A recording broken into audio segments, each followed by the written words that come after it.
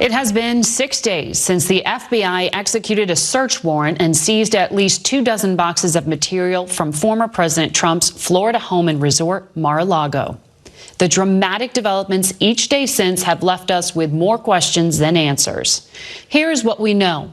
The Department of Justice is investigating Mr. Trump for potential criminal action. A federal court authorized a search warrant after finding probable cause of impeding the investigation, as well as the removal of classified national security records and violation of parts of the Espionage Act. According to the Presidential Records Act, the removal of materials is illegal, whether they're classified or not. The FBI seized 11 sets of classified documents, some marked top secret and above, including highly sensitive intercepts, plus material related to the president of France and Trump confidant Roger Stone's clemency. While in office, presidents can declassify most anything, but White House lawyers establish a paper trail. It is unclear if one exists for these items. The search was conducted with 2 of Mr. Trump's lawyers on site, but was not public knowledge until the former president announced it on his social media platform Truth Social Monday night. It was the first of many postings with the familiar charges of hoaxes, witch hunts, and other false claims.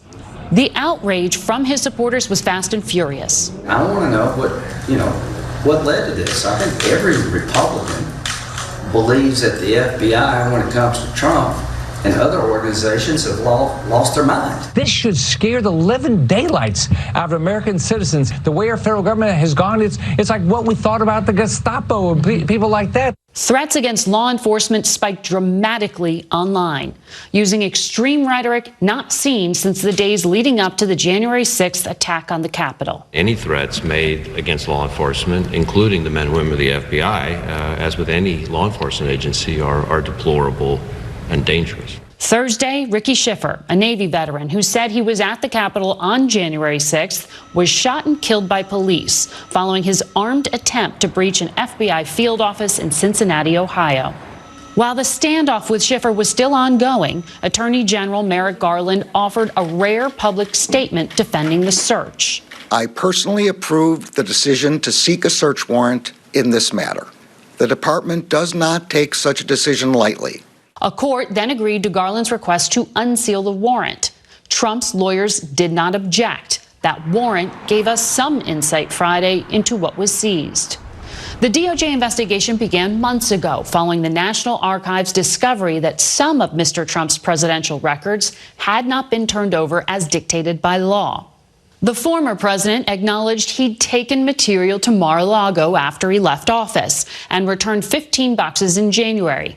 Soon after that, officials disclosed that classified national security information was among those materials.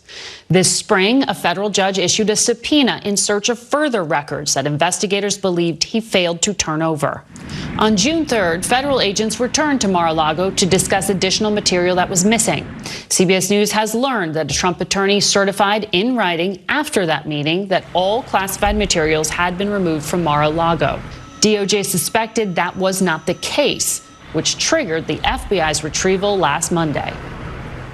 And there is still a lot we do not know. News organizations, including CBS, have filed a Freedom of Information Act request for the release of the underlying affidavit that would outline evidence and give us insight into why DOJ officials believe a crime possibly has been committed.